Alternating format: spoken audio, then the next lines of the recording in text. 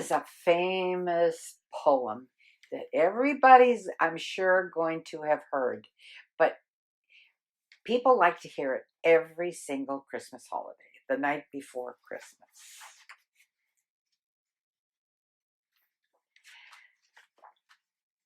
The night before Christmas,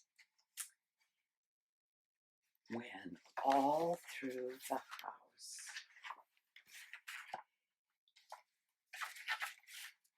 not a creature was stirring, not even a mouse. The stockings were hung by the chimney with care in hopes that St. Nicholas soon would be there. The children were nestled all snug in their beds while visions of sugar plums danced in their heads. And Mama in her kerchief and I in my cap had just settled down for a long winter's nap. When out on the lawn there rose such a clatter, I sprang from my bed to see what was the matter. Away to the window I flew like a flash, tore open the shutters and threw up the sash. The moon on the breast of the new fallen snow gave a luster of midday to objects below. When what to my wondering eyes should appear but a miniature sleigh and 8 tiny reindeer, with a little old driver so lively and quick, I knew in a moment it must be Saint Nick.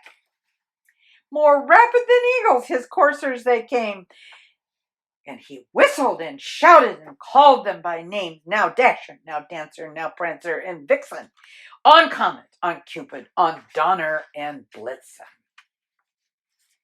To the top of the porch, to the top of the wall, now dash away, dash away, dash away all, as dry leaves that before the wild hurricane fly. When they meet with an obstacle, they mount to the sky.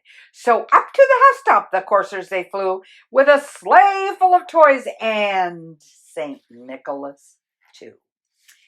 Then in a twinkling I heard on the roof the prancing and pawing of each little hoof. As I drew in my head and was turning around down the chimney, St. Nicholas came with a bound.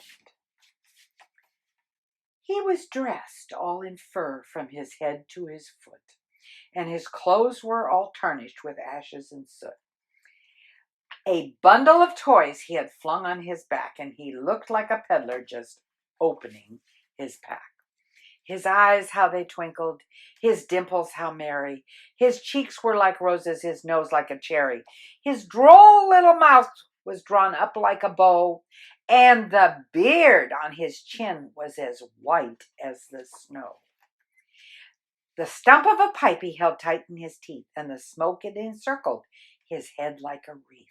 He had a broad face and a little round belly that shook when he laughed like a bowl full of jelly. He was a chubby and plump, a right jolly old elf, and I laughed when I saw him, in spite of myself. But a wink of his eye and a twist of his head soon gave me to know I had nothing to dread. He spoke not a word, but went straight to his work and filled all the stockings and turned with a jerk. And laying his finger aside of his nose and giving a nod, up the chimney he rose. He sprang to his sleigh, to his team gave a whistle, and away they all flew like the down on a thistle. But I heard him exclaim, ere he drove out of sight, Merry Christmas to all, and to all a good night.